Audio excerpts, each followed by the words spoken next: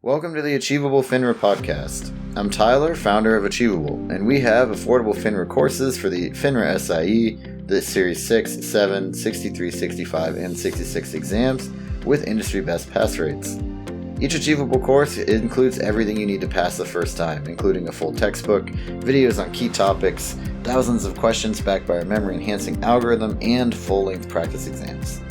You can try it out for free at achievable.me, and if you like it, use the code podcast to save 10%. Now, let's get started. Today, I've got two guests I'm really excited to have on the show with us, TheSecuritiesGuys. And so I'd love for you each to go and introduce yourself. Maybe, Jeff, if you want to start. Yeah, sounds good. So, I'm Jeff Tharp from Jeff Tharp Securities Licensing and the Securities Guys. And I've been assisting reps in passing these securities exams, these FINRA exams, since 1999. That's when I first started teaching the exams. I've been securities licensed since 1991, so I've been in the industry forever. Well, my version of forever. And and so, we're not new to this. I met Brian about 7 years ago through one of the guys from our broker-dealer. Introduced me to Brian. We really hit it off. Brian it would be the techie one of the two of us, as you'll see probably as we're walking through the podcast today. But yeah, Brian and I met 7 years ago, and he's the one that puts all our stuff together. The content, the PowerPoints, for all our classes and our systems. We're semi-famous for our SIE Elite system and our classes, and Brian is responsible for putting most of that stuff together. So that's Awesome. about all for me. So Brian, why don't you introduce yourself? Well, I'm Brian Kolins with the Securities Guys. I am the nerd of the group. I've been teaching the securities licensings for about 7 years. I've been teaching other things for most of my life, different art and craft forms. But I very much enjoy teaching and helping people pass these exams. I tell people that I might be a weirdo, but I'm a useful weirdo to know. That's great. Well, I'm really excited to talk about today's topic. It's something that both your firm and mine, we are very passionate about, right? Which is helping people pass their FINRA SIE when they didn't come from a finance background, right? This is where the rubber hits the road for a lot of people when they get their first job in wealth management or insurance or something else like that. Where, on the one hand, it's a sales job, and as long as you can be a good salesperson, you could do very well in it. But on the other hand, you've got to figure out all this FINRA stuff that you've never seen before. And what the heck is this, right? And then you have to pass this test. Why do I have tests? So it's a whole thing. And I think that it's also it's a point where the better you can do at making things kind of easy to understand for a normal person that didn't go to Wharton, the better off that everybody will be, right?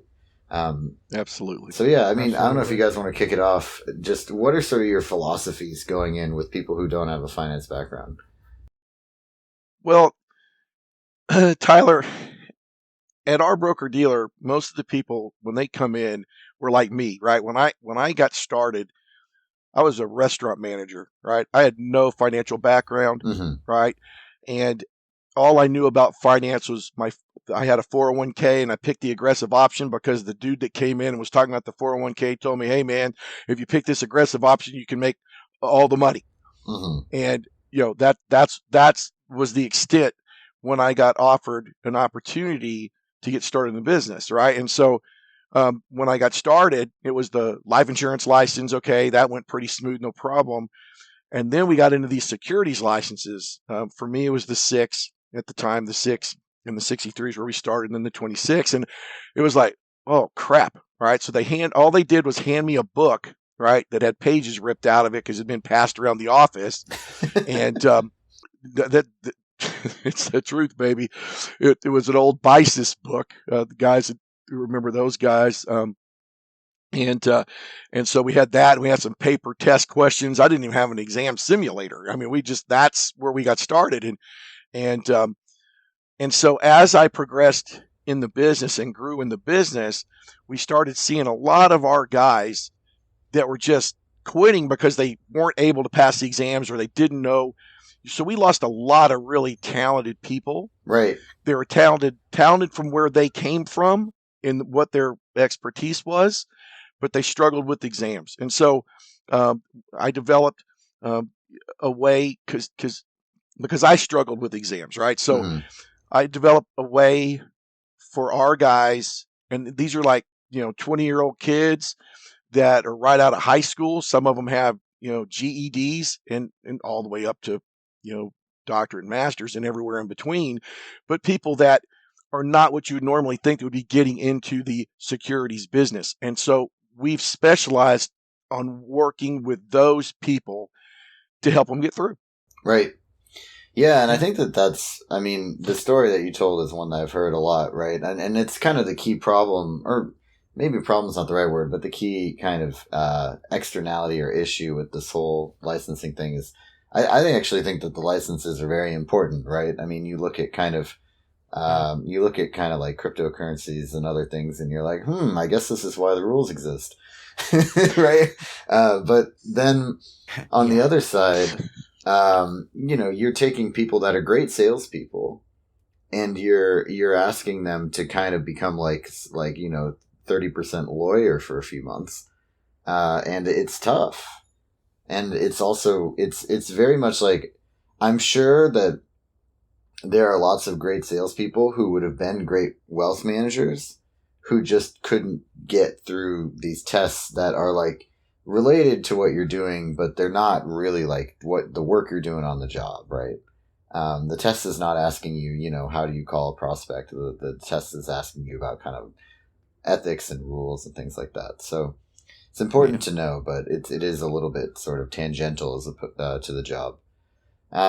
So now, I mean, nowadays we've got a lot more, I think there's a lot more going on than an old textbook getting passed around, right? But I think that it's interesting. Like, what are your tips for people that are not in finance when they're coming into this? Like, what do you tell people in the first class, right? If you guys have like your class series, right? Yep. One step at a time.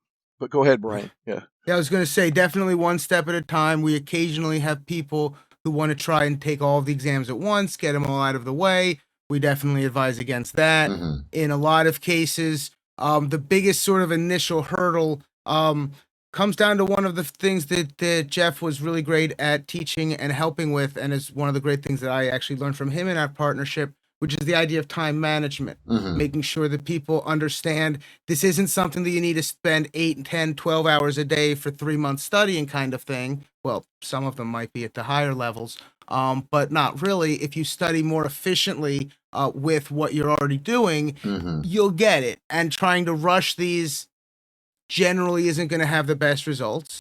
Yeah.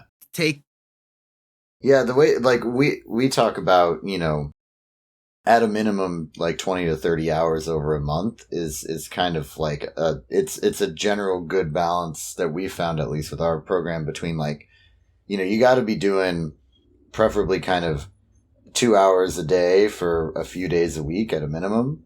But you also are better off spreading that out rather than just cramming it all into like a weekend or like a couple of weekends.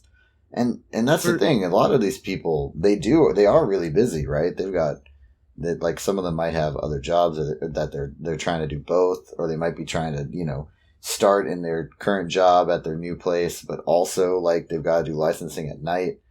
And then, they oftentimes will have kids, right? One of our customers that I spoke to is a woman who she would be doing Achievable on her phone while she's in her daughter's in jiu-jitsu class, right? And that's kind of like, we have that too. Yeah, that's like the life that these people are doing. So definitely try to give yourself at least a month if we start preparing. And try to, for time management tips, I mean, my tip would be, block time on your schedule, right? Put it in your calendar. Do you have any other time management tips?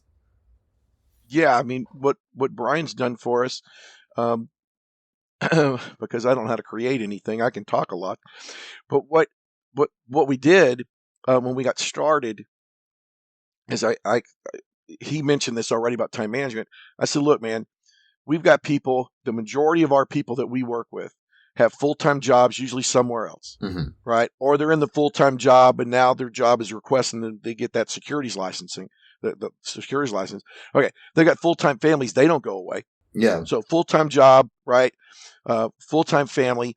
Oh, and by the way, maybe they do have an outside full-time job and they're trying to build something on a part-time basis. So now they've got like 2 full-time jobs and a family, and now they got to study these exams. And there's no such thing as a part-time Series 7, a part-time SIE, and a part-time Series 6. So Mm-hmm. Brian developed, we have a template, and it's just 7 days a week. We go 18 hours and we say, okay, schedule your time, schedule the things that are important. So full-time job first, full-time build your business second, family events third, and the time left over, we need at least, and I think you hit it on the head, at least a minimum of 2 hours a day for the next 30 to 45 days, depending on who you are, how you study, and things like that. Mm-hmm. And Brian put all that together, and that's what we use, and it works because we make them do that when they plug into our system. Yeah, and I think it's so important to build that expectation into what you're doing, right? You have to set that expectation and to see it. Yeah. Like that's the other big thing, is because if you have it printed out, a lot of times people let their schedule control them instead of letting them control their schedule. And they don't even really recognize at the end of the week, they're like, where'd all the time go? Whereas if you sort of block it out, not like every minute of every day, that's just going to cause headaches, but sort of the rough outlines of it, you can be amazed how much more efficient things can be. And if you see it, you can give it to your partner, you can give it to your spouse, heck, you can give it to your annoying children if they'd be helpful to sort of help keep you in line, to help keep you following what you're saying you want to do. Mm-hmm. And certainly give it to your boss or mentor, and they can call you and go, hey, did you do this today? You said you wanted to do this. And actually being able to see it in front of them, visualizing it is definitely a lot better if it's physical than just, oh, I think I'm going to spend 2 hours doing this and just thinking about it. Right. And the other thing about that too, Tyler, is that when they see that, right, they've got to create it. That shows commitment. Mm-hmm. Before we'll take on a student in our SIE elite system, right, they have got to turn that in, right? I've got to see it. If you're not willing to do that, then you are not ready, for the elite system. For the elite system. You might be here to come to a class, right? If you want to come to a class or whatever, or work through like your achievable program or Kaplan program, but you're not ready, if you can't at least do that. And Mm-hmm. I would recommend they do that. I mean, that's the one tip I would recommend to get started. That's the number one reason most people don't get through. It's not their brain power. It's they don't schedule the time. Right. So if they would start with that, and they know they're going to hit achievable 2 hours a day minimum, right? And your plan's laid out. So they're just working through what you're telling them, but they get it done because they scheduled the time, because they had the commitment made before they got started. Right. And the one thing that I always like to add when we talk about having some days of 2, 3, or even 4 hours some days, depending on the exact plan, we're not necessarily talking about like a 2, 3, or 4 hour chunk. I'm a big fan of trying to do like 45 minutes to an hour and then take a break, do something else, and then come back later and do another 45 minutes to an hour kind of thing. Because if you try and do 2 or 3 hours in a row, your brain generally is going to start getting distracted. Oh, I've got these calls to make. I've got to check on the child. I've got to check on the spouse. I've got to cook dinner.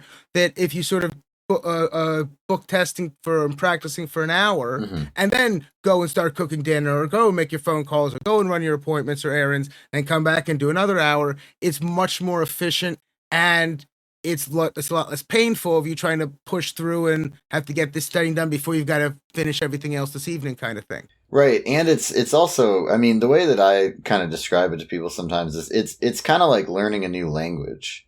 Right. So you're like it's the language of, the SEC and of the FINRA organization.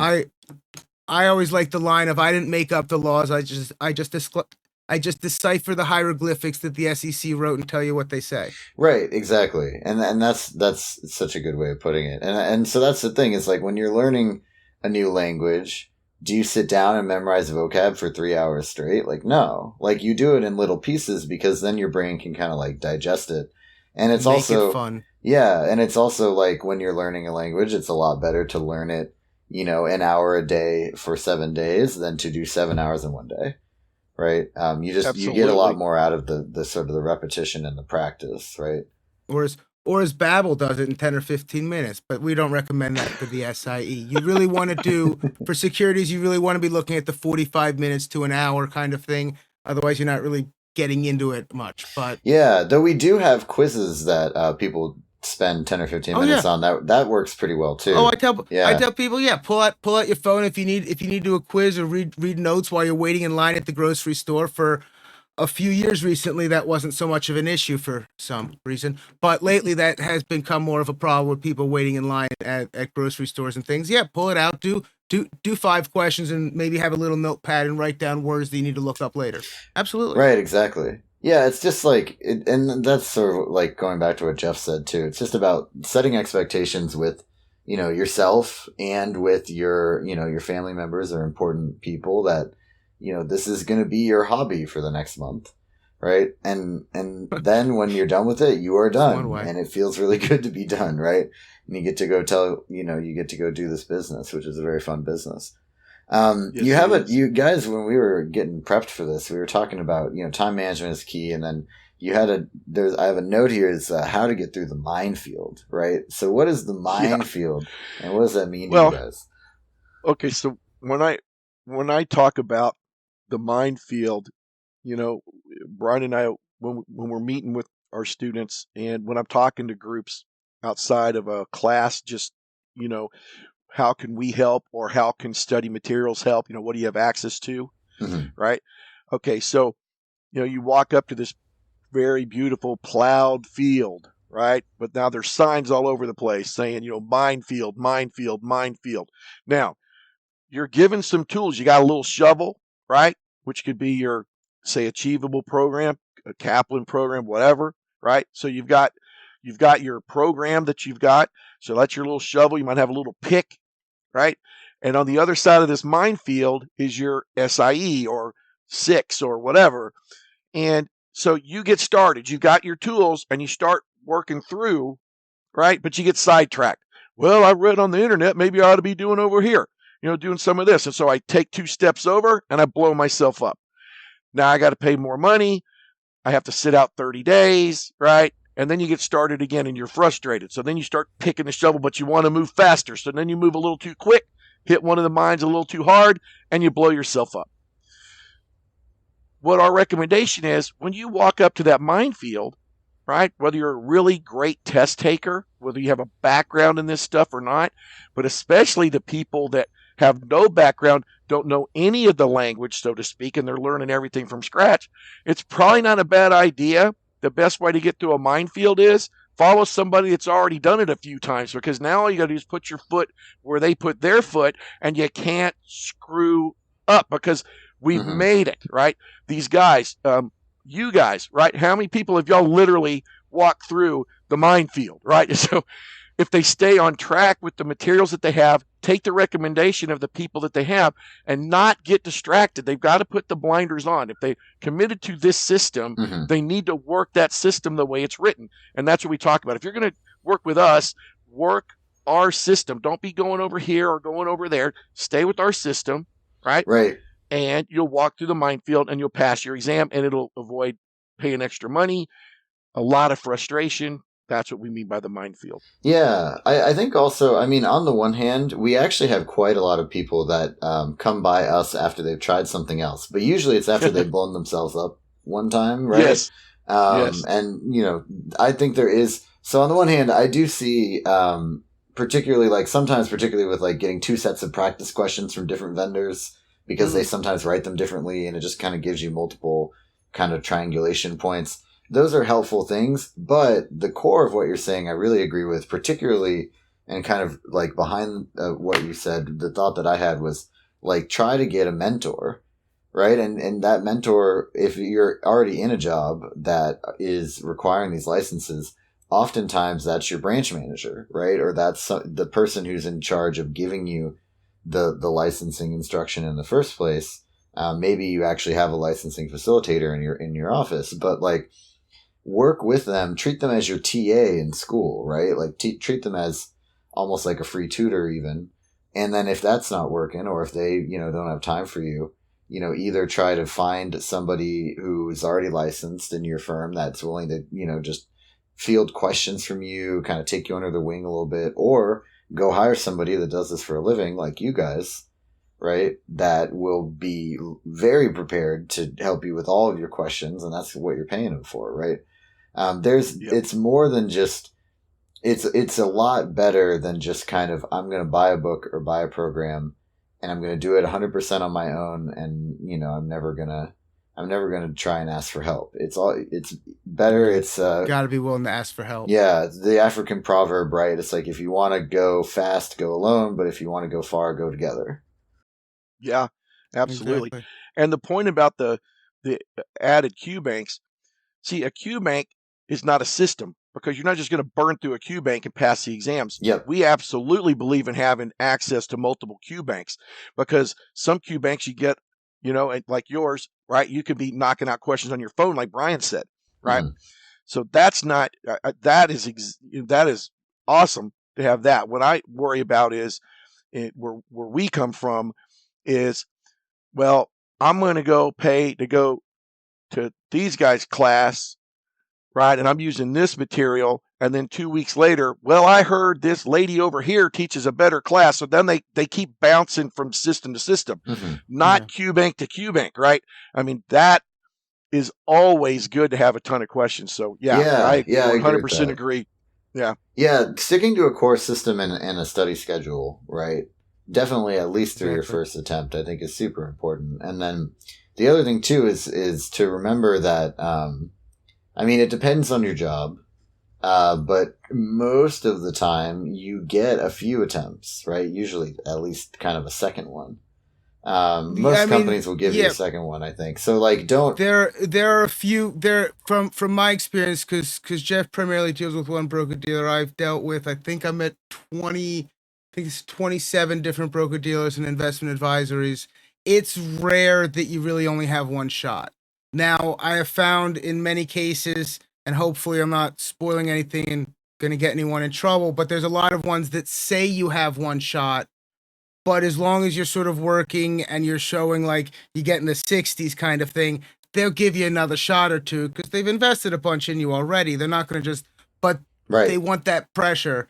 I have found that there are some where they missed the test and they were out, unfortunately. Yeah. I don't remember the names of those specifically, but they were, I think it was one or two, and it's rare. Yeah, we don't want to name names anyways, right? But I think I think that in general, the idea though, at least for me, it's funny that they want to put on more pressure, which is probably they're worried that you're not doing enough. But if you are doing enough, then I think it's nice to maybe not put so much test anxiety pressure on yourself and just be like, look, I know this stuff. Where it seems like you're just trying to push them between two steel plates. Like, let them breathe a little bit and you'll see what they can do. Right, exactly. Yeah, so that's kind of my point. It's like, and maybe that's a good segue into kind of another thing to talk about here is also about pressure. One of the things I found is that a lot of people put an undue pressure on themselves. Yes, exactly. Or a lot of people at our firm, where you actually, our firm lets you take it basically as often as you need, though there's waiting periods if you fail a certain number of times. But the people sort of put so much pressure on themselves that, oh my God, if I fail, my family's going to disown me and my kids are going to, oh God, and they just get into this ball of nerves and stress that's not. I always tell people, don't give the test that power. Right. Like that's not what's going to happen. Worst case, make sure you take notes afterwards. So in 30 days, you'll get it then.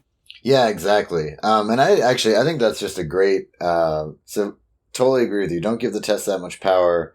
Don't, at the end of the day, like your performance will be better if you're less nervous, right? Exactly. So do what you need to do to be less nervous, less anxious. And then the other part of it, which I thought was a really good tip, and that's actually a nice segue here, is take notes when you get stuff wrong. And don't just do it when you take the real SIE and then you find out that you got a 66 or whatever. Do it every time you take a full practice test.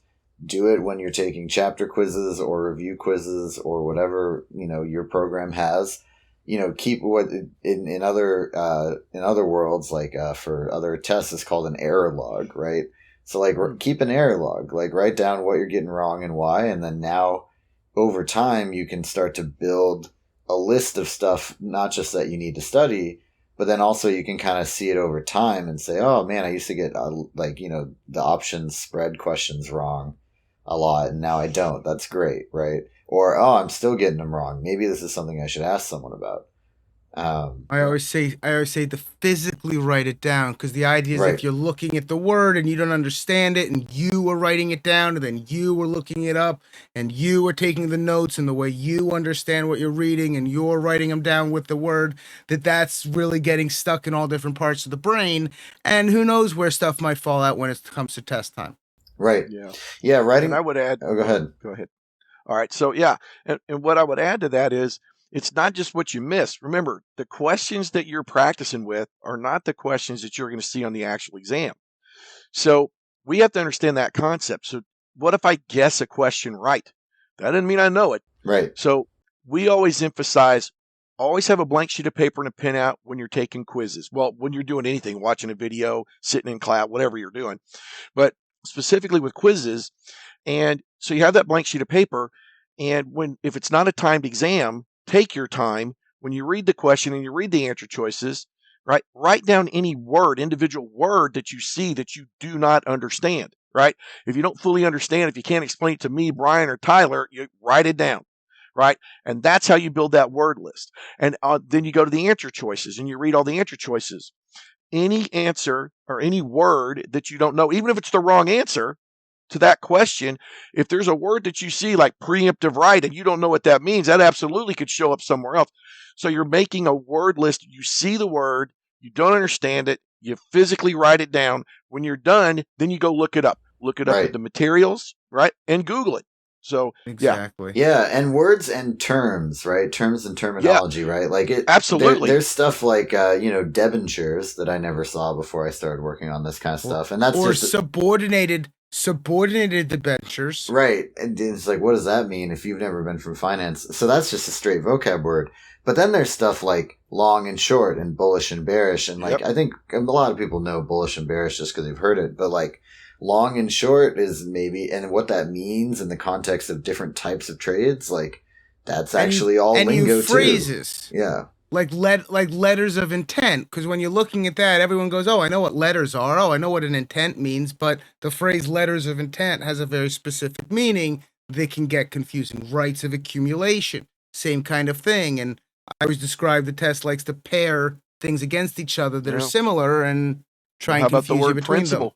Them. How many different meanings does principal have? Yeah, right? Exactly. Supervisor, the money that you invest, right? Principal transaction on a broker. So that's why you want to use your index of the material that you're using so you can look that stuff up. But absolutely, that's the whole point. I summarize the SIE, just specifically the SIE. When I summarize the SIE, what I talk about is word association, recognition, right? And basic concepts, right? And if you master those things, you're not going to have any problem. Now, as we move into the, top offs and the other exams, right? There's a little more to it. But it's the foundation, right? And that is the key with the SIE. It's part of what makes it hard, but also makes it, in a lot of ways, like one of the most important ones that you ever take, is that it lays the foundation for all this stuff. It's the introduction to all the other licenses. That's the thing that a lot of people seem to misunderstand about it, why there's so much of it that almost no one who's taking it is ever going to actually need, is because that there are some people who are taking it who will be needing that. Some of the sort of weird advanced analyst degree licenses that I don't really know about need the SIE initially. So like they're the ones that need all the data stuff that we're looking at and going, why do we need to know this? Well, it's on the test. That's why I need to know it so we can teach it to pass the stupid test. But the idea is that some people who are taking it are going to be using it. It's just an incredibly small number compared to the normal people that are going to be in the retail market. Right. Well, in a way, it's helpful. I mean, one of the things that I did in my career is I did some time in sales, and then I moved over to marketing. And it was just, those are different disciplines, but it's really helpful to kind of know what the other people are talking about, dealing with, and what their job is like when you're doing your job, right? And it's going to be true for these people too. If you're in wealth management and you're talking to an analyst, having just a clue is going to be better than not, right? And so that's kind of why it's still good, even if it's maybe not directly related to what you're doing. You're still going to get some value out of it at some point. Yep.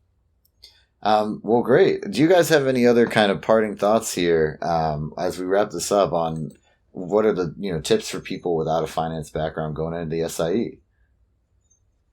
Just keep in mind that the SIE is a mile wide of information, but they only take it an inch deep. Mm-hmm. So learning the language, you don't have to be fluent in the language. You want to have a good understanding so you can recognize terms, word associate terms, and understand the basic concepts, and you're going to be fine. We always call that our simple, not easy study plan. It's simple, it's not easy. Yeah. You got to cover a lot of ground, right? Yeah. I always like reminding people that this test is a 4-part multiple choice test. It's not a fill in the blank. The answer is always going to be in front of you on the exam. Yeah, there's 3 wrong answers there. If they weren't there, the test would be a lot easier. I agree. But they're going to be there. So the idea is either it's not one of those tests where you need to read the question necessarily and know what the most right answer is. If you can look at the 4 answer choices and figure out which 3 aren't good, picking the least bad answer is generally also the most good answer. Mm-hmm. And sometimes it can be a lot easier to remove all of the hay, to look at what you know from what the answers are and connect the answers back to the question instead of trying to read the question to figure out what the answer is. They're giving you the answer. It's in front of you. It's one of them. However you find it, as long as you're not like bringing in outside cheating things or anything, you can't do that. But however you find it, whether you're figuring it out from the question or you're figuring it out from the answers, however you find the answer is all we need to do. Yeah. Fantastic.